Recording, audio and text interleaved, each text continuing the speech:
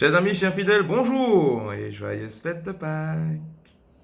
L'évangile que nous avons à méditer ce matin.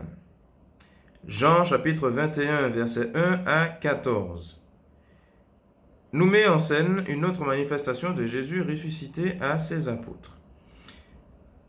Pierre prend la décision d'aller à la pêche. On sait, Pierre est pêcheur de profession. Il est accompagné de Thomas, de Nathanaël, des deux fils de Zébédée, donc Jean et Jacques, qui eux aussi sont pêcheurs de profession, et deux autres disciples de Jésus. Ils vont pêcher de nuit, sauf que ils ne prennent rien.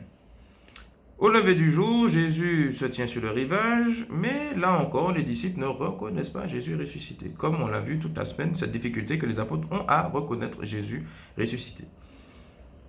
Les enfants, auriez-vous quelque chose à manger demande Jésus. Ils répondent non.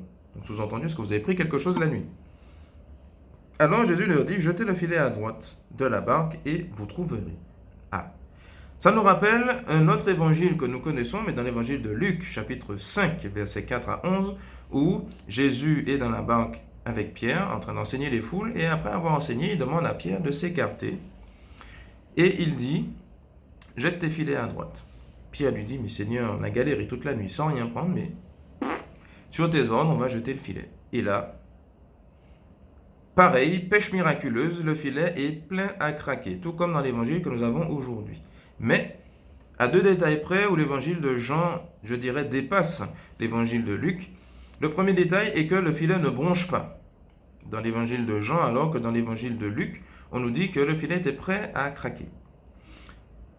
Le deuxième détail est que on a le nombre des poissons dans l'évangile de Jean, qui est au nombre de 153. Pourquoi 153? C'est le nombre de nations connues à cette époque où Jean a rédigé cet évangile, pour dire que toutes les nations ont été sauvées par le sacrifice de Jésus. Donc pas seulement les Juifs, parce qu'on sait que Jésus est le Messie des Juifs, mais on sait que par son sacrifice, il a réconcilié les Juifs et les nations païennes. Jésus est le sauveur de toute l'humanité. Et donc, à travers les 153 poissons qui sont sortis de l'eau, toutes les nations, elles sont sorties du péché et peuvent vivre maintenant de la vie du ressuscité. Et c'est ce qui est très intéressant parce que toutes les oraisons des messes que nous avons cette semaine, de l'octave de Pâques, nous rappellent le sens de notre baptême du moment où on a été sorti des eaux pour vivre avec Jésus ressuscité, ce moment où on a été agrégé à Jésus, on est sorti de notre vie de ténèbres pour pouvoir choisir la vie de ressuscité. Et c'est exactement ça que ça veut dire dans la Bible en général.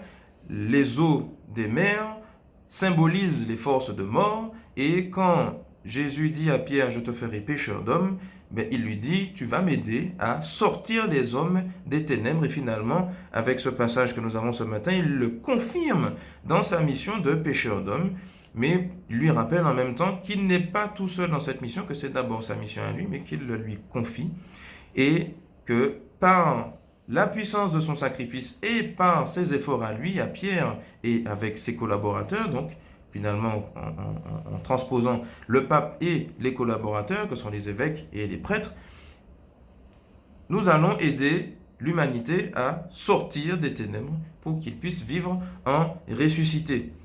Voilà un peu la méditation de ce jour, rendre grâce à Dieu pour ce baptême qui nous a été donné, qui nous a permis de sortir des eaux de la mort pour vivre dans la vie du ressuscité. Donc finalement, nous avons raison de choisir les filets du ressuscité parce que nous savons que nous sommes dans de bonnes mains. Bonne méditation à tous et bonne journée.